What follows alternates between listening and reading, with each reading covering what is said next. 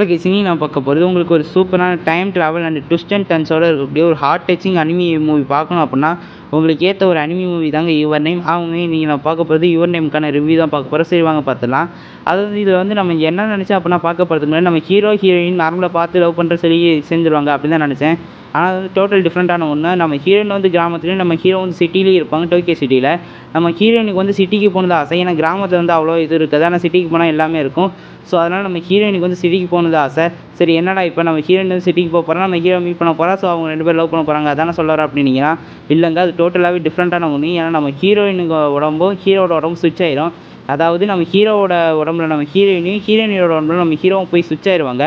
So இது வந்து ஒவ்வொரு நாளும் மாறி மாறி நடக்கும். அதாவது ஒரு நாள் வந்து நம்ம ஹீரோ வந்து நம்ம ஹீரோயினோட உடம்புல இருந்தான் அப்படின்னா, அடுத்த நாள் வந்து அவனோட உடம்புக்கு வந்துருவான். ஸோ இதே மாரி தான் நம்ம ஹீரோயினுக்கும் நடக்கும். ஸோ அறிமுகமே இல்லாத 2 பேத்தோட உடம்பு ஸ்விட்ச் ஆகிக்கும்போது அவங்க என்ன பண்ணுவாங்க அப்படிங்கிறது தான் கதையா போகுதுன்னு நெனச்சேன். ஆனா அவங்க 2 பேருமே அவங்க அவங்களுக்கு தெரிஞ்ச டீட்டெயிலா அவங்க யாரு அப்படிங்கிறத எல்லாத்தையுமே அதில எழுதி வச்சுட்ருப்பானுங்க. ஒவ்வொரு தடவ உடம்பு ஸ்விட்ச் ஆகும்போதும்.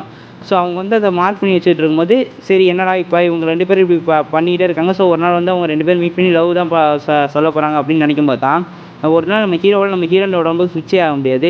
சரி என்னடா ஆச்சு அப்படின்னு நம்ம யோசிச்சுட்டு இருக்கும்போது, அப்புறம் கொஞ்ச நாள் போக நம்ம ஹீரோவால உடம்ப ஸ்விட்ச் பண்ணவே முடியாது. ஸோ அதுக்கப்புறம் வந்து அவன் ஃப்ரெண்ட்ஸோட சேர்ந்துக்கிட்டு நம்ம ஹீரோயினோட உடம்புல இருந்திருப்பான்ல. ஸோ அப்போ பார்த்த டீட்டெயிலு அதெல்லாம் டிராயிங்ல வரைஞ்சு நம்ம ஹீரோ வந்து அந்த ஊர தேடுவான்.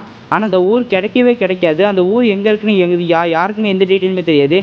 என்னடா இப்போ ஆச்சு அப்படின்னு நம்ம யோசிச்சுட்டு இருக்கும்போது, ஒரு வேளையா நம்ம ஹீரோ வந்து தேடி கண்டுபிடிச்சிருவான். அதுக்கப்புறம் என்னப்பா 2 பேரும் மீட் பண்ணிக்க போறாங்க, லவ் சொல்லிக்க போறாங்க, சேர்ந்துற போறாங்க. இதானே நினைச்சீங்க அப்புட்னா, no no no no no no. அங்கேயும் ஒரு ட்விஸ்ட்டு. என்ன அப்புட்னா, நம்ம ஹீரோயினோட ஊர் வந்து 2 வருஷத்துக்கு முன்னாடி அழிஞ்சு போச்சு. அதாவது வந்து மொத்தமா டிஸ்ட்ராய் ஆயே போச்சு. அப்புறம் தான் நமக்கு தெரிய வருது நம்ம ஹீரோயின் வந்து நம்ம ஹீரோ வந்து ஃப்யூச்சர்ல இருக்காங்க. அதாவது நம்ம ஹீரோ 2 வருஷத்துக்கு முன்னாடி ஃப்யூச்சர்ல இருக்கான். நம்ம ஹீரோயின் வந்து 2 வருஷத்துக்கு பின்னாடி பாஸ்ட்ல இருக்கா. ஸோ அப்பதான் அவங்க 2 பேத்தோட உடம்புமே ஸ்விட்ச் ஆகிட்டு இருக்கும். ஸோ அதுக்கப்புறம் நம்ம ஹீரோ வந்து அவங்க இறந்து போயிட்டாங்க அப்படிங்கிறத நம்ப முடியாம போய் இருந்துட்டு இருப்பான். அப்போ ஒரு நாள் திரும்ப அவன் உடம்பு ஸ்விட்ச் ஆகும்.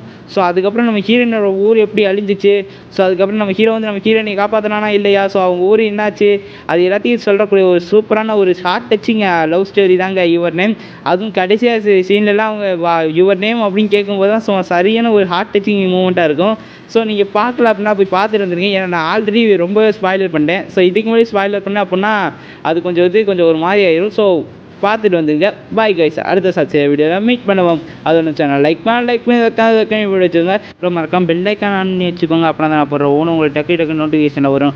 ஸோ நம்ம உங்கள அடுத்த ஒரு சூப்பரான ஒரு அனிமே ரிவ்யூல வந்து சந்திக்கிறேன். Bye guys.